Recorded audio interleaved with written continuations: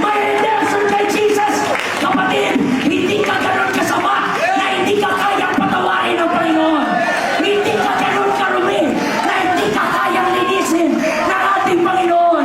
Hindi ka ganun kalalim na hindi ka kayang sagipin ng Panginoon. There is hope in Jesus. Alam niyo ba ang mabuting balita? He's here right now.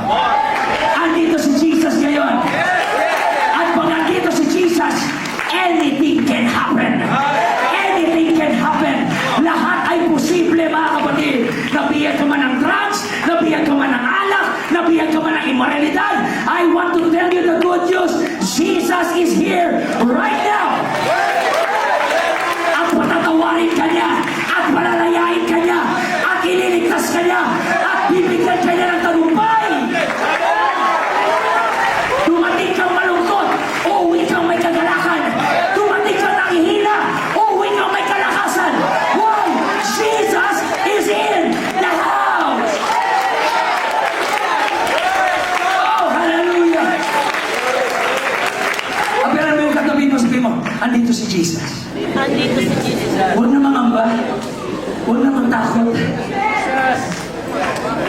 Makasalanan ako marumi ako Hindi ako qualified. Well, actually, si Jesus, He came for the sinners. So, ibig sabihin, qualified ka. Hallelujah. Overqualified ka na. Sabi mo, hindi ako worthy. Huwag ka na maarte. Nandito siya para sa mga hindi worthy.